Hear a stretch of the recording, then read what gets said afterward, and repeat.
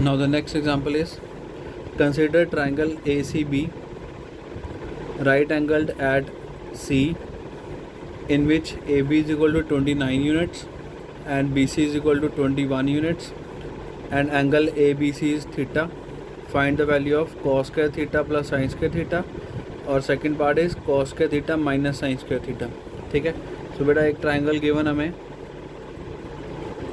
Triangle ACB right angled at C. तो C पे right angle बन रहा है, and angle ABC angle is theta. तो ये थीटा के इक्वल गिवन है. और AB की value, AB is 29 units, BC is 21 units, AC हमें नहीं पता. ठीक है. तो जब हमें कॉस और साइन को, पहले हम क्या निकालेंगे, कॉस थीटा और साइन थीटा की वैल्यू. ठीक है. तो जब हम कॉस और साइन की वैल्यू नहीं पता हमें, तो क्या करो, तीसरी साइड भी निकाल लो, क्योंकि वो यूज़ में आएगी.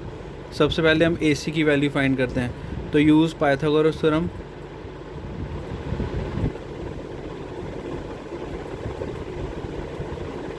क्या होती है Pythagoras theorem? AB square is equal to AC square plus BC square. हमें AC की वैल्यू चाहिए, so AC square is equal to AB square minus BC square. ठीक है. अब AB कितना है? AB है 29 square minus BC square, BC is 21. ठीक है.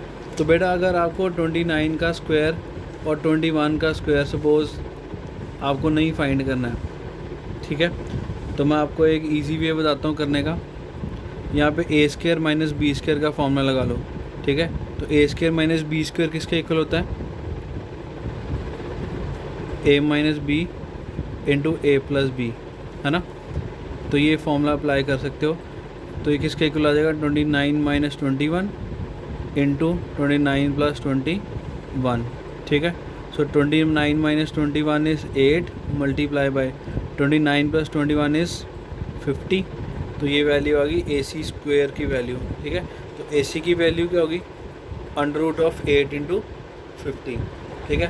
तो आप इसके फैक्टर्स बना के वैल्यू फाइंड कर सकते हो. अगर फैक्टर्स बना के निकालते हो तो इसकी वैल्यू आती है 20. ठीक है. मल्टीप्लाई करना है तो मल्टीप्लाई कर सकते हो. 8 इंटू 50 इज़ 400, और 400 का स्क्वायर रूट क्या होता है? 20. तो आपके पास AC की वैल्यू होगी 20 यूनिट्स. ठीक है. अब बेटा आपको फर्स्ट पार्ट में क्या फाइंड करना है? Cos square plus sine square, है ना. तो कॉस की वैल्यू पहले निकालो, कॉस थीटा. ठीक है. तो आपको याद होना चाहिए sine cos tan, Pandit Badri Prasad हर हर बोले. ठीक है. सो कॉस का फॉर्मूला क्या हो गया? Base upon hypotenuse. Now base is 21. लिख लो पहले BC, हाइपोटेन्यूज इज़ AB. ठीक है. तो अब यहाँ पे हमारे पास AC की वैल्यू आ गई 20, तो मैं यहाँ पे लिख लेता हूँ 20. ठीक है. अब BC की वैल्यू है 21 और AB की वैल्यू है 29. सिमिलरली अब साइन थीटा फाइंड कर लो.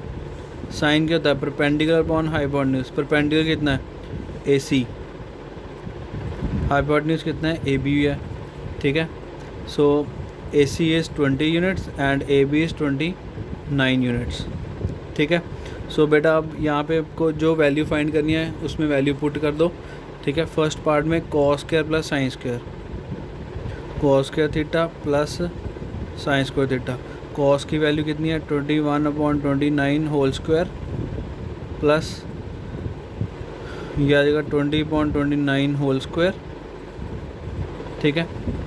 तो अगर आप इसको सेपरेट करो तो ये बन जाएगा 21 का स्क्वायर हो जाएगा आपके पास 441 अपॉन 29 का स्क्वायर होगा 841 प्लस 20 का स्क्वायर क्या होगा 400 डिवाइडेड बाय 841. एलसीएम ले लो. सो एलसीएम विल बी 841. ठीक है. न्यूमरेटर में 441 प्लस 400, तो ऐड कर दो. ऐड करोगे तो ये बन जाएगा 841 अपॉन 841. कैंसिल हो गए, सेम है ऊपर. तो इसकी वैल्यू कितनी आ गई? 1. So this is your answer. Cos square plus sine square की वैल्यू कितनी आ गई? 1. ठीक है. ये आ गया फर्स्ट पार्ट. अब हमें निकालना है सेकंड पार्ट. सेकंड पार्ट में पूछा गया है find the value of cos square theta minus sine square theta. तो कॉस स्क्वायर थीटा हमारे पास 21/29 होल स्क्वायर माइनस साइन की वैल्यू है 20/29 होल स्क्वायर, ब्रैकेट ओपन कर दो, ये बन जाएगा 441 अपॉन 29 का स्क्वायर होता है हमारे पास 841, माइनस 20 का स्क्वायर होगा 400, 29 का स्क्वायर 841, एलसीएम ले लो, एलसीएम आएगा 841, 441 minus 400, so answer is 41 upon 841, this is your final answer.